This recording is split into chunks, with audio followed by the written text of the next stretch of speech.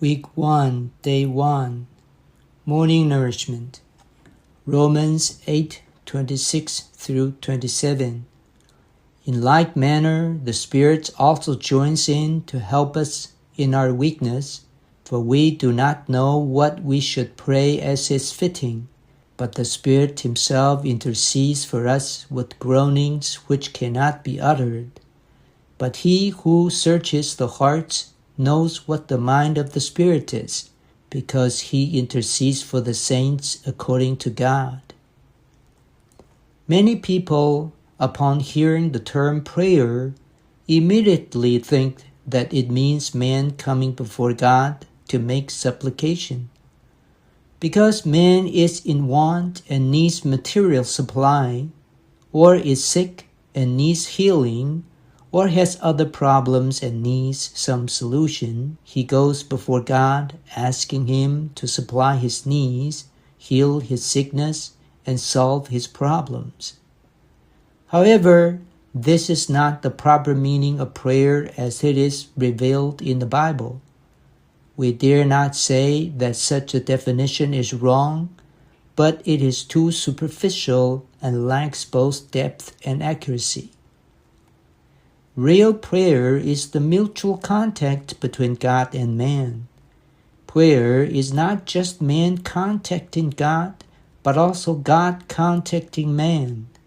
Every prayer that is truly up to the standard surely will have a condition of mutual flowing between God and man, so that man may actually touch God and God may actually touch man.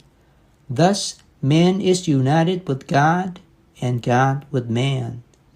Therefore, the highest and most accurate meaning of prayer is that it is the mutual contact between God and man.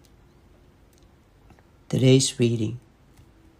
A real prayer is also man breathing in God, just as He breathes in air. While you are thus breathing in God, spontaneously you are obtaining God, just as when you breathe in air, you receive air. Consequently, not only is God obtained by you to become your enjoyment, but also your whole being surrenders to God, turns unto God, and is wholly gained by God. The more you pray, the more you will be filled with God. The ultimate result of a prayer should be that the intercessor gains more of God and is gained more by God, although the thing which he has asked of God may also be fulfilled. Real prayer is to inhale God Himself, to obtain God, and to be obtained by God.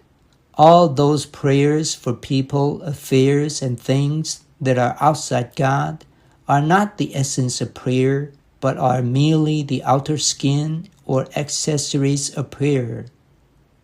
A real prayer, a prayer of essence, is one in which you actually contact God, breathe Him, enjoy Him, obtain Him, are filled with Him, and allow Him to gain your being.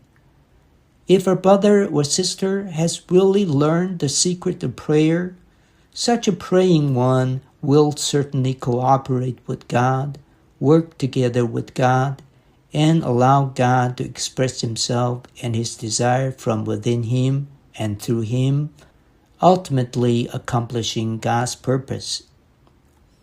This is according to Romans 8:26 and 27, which tell us that we do not know what we should pray as is fitting, but the Holy Spirit intercedes for us according to God's purpose. Actually, we do not know how to pray. Real prayers are the Holy Spirit within man expressing God's desire through man. In other words, real prayers are prayers involving two parties. They are not simply man alone praying to God, but they are the spirits mingling with man, putting on man, and joining with man in prayer. Outwardly, it is man praying, but inwardly it is the Spirit praying.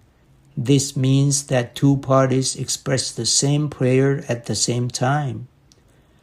The Spirit intercedes according to God, Romans 8:27. This means that the Holy Spirit prays in us according to God. That is, God prays in us through His Spirit. Thus, such a prayer certainly expresses God's intention as well as God Himself. Real prayer always matches the Scriptures. It is an exhaling and inhaling before God, causing us and God, God and us, to contact one another and to obtain one another. Consequently, we wholly cooperate and work with God, and God expresses Himself and His desire through us, ultimately accomplishing His purpose. This is a fundamental meaning of prayer in the Bible.